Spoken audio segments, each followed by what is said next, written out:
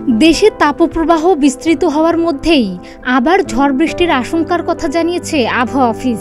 সংস্থাটি বলছে, ময়মনসিংহ ও সিলেট অঞ্চল এবং টাঙ্গাইল, ঢাকা, বরিশাল, কুমিল্লা অঞ্চলের উপর দিয়ে দুপুর ১টার মধ্যে সর্বোচ্চ ৪৫ থেকে ৮০ কিলোমিটার বেগে ঝড় হতে পারে।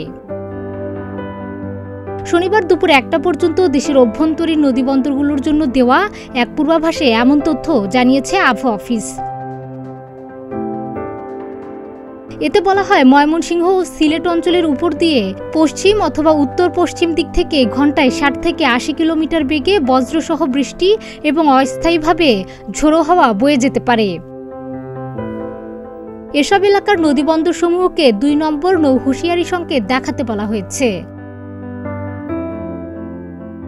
এছাড়া টাঙ্গাইল, ঢাকা, বরিশাল এবং কুমিল্লা অঞ্চলের উপর দিয়ে পশ্চিম অথবা উত্তর পশ্চিম দিক থেকে ঘন্টায় ৪৫ থেকে ৬০ কিলোমিটার বেগে অস্থায়ীভাবে ঝোড়ো হাওয়া সহ বজ্রবৃষ্টি হতে পারে। এসব এলাকার নদীবন্দরসমূহকে ১ নম্বর নৌ হুঁশিয়ারি সংকেত দেখাতে বলা হয়েছে। এদিকে শুক্রবার সন্ধ্যায় দেওয়া আবহাওয়ার বার্তায় জানানো হয়েছে, শুক্রবার সন্ধ্যা থেকে পরবর্তী ২৪ ঘন্টায় চট্টগ্রাম ও সিলেট বিভাগের কিছু কিছু জায়গায় এবং রংপুর, ময়মনসিংহ, ঢাকা ও বরিশাল বিভাগের ২-১ জায়গায় অস্থায়ীভাবে দমকা অথবা ঝোড়ো হাওয়া সহ বৃষ্টি অথবা বজ্রসহ বৃষ্টি হতে পারে। সেই সঙ্গে কোথাও কোথাও বিক্ষিপ্তভাবে শিলাবৃষ্টি হতে পারে।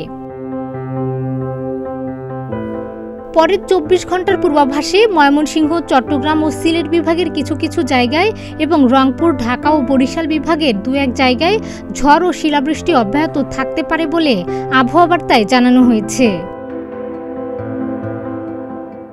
অন্যদিকে দেশের ৪ বিভাগে নতুন করে আরও ৪৮ ঘন্টার হিট অ্যালার্ট জারি করেছে আবহাওয়া অধিদপ্তর।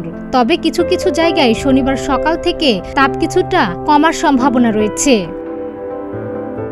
শুক্রবার বিকেলে এক বিজ্ঞপ্তিতে তথ্য জানানো হয়। আবহাওয়া বার্তায় বলা হয়, ঢাকা বিভাগের পশ্চিমাঞ্চল, রংপুর, রাজশাহী এবং খুলনা বিভাগের উপর দিয়ে চলমান তাপপ্রবাহ শুক্রবার সন্ধ্যা ৬টা থেকে পরবর্তী ৪৮ ঘন্টা অব্যাহত থাকতে পারে। এ সময় বাতাসে জলীয় বাষ্পে আধিক্যের কারণে গরমের অস্বস্তিকর অনুভূতি হতে পারে। এর আগে গত বুধবার আবহাওয়া অধিদপ্তর রাজশাহী, রংপুর, ঢাকা, খুলনা ও বরিশাল বিভাগের জন্য ৪৮ ঘন্টা তাপপ্রবাহের সতর্কতা ঘোষণা করেছিল। ডেস্ক রিপোর্ট, প্রতিদিনের বাংলাদেশ।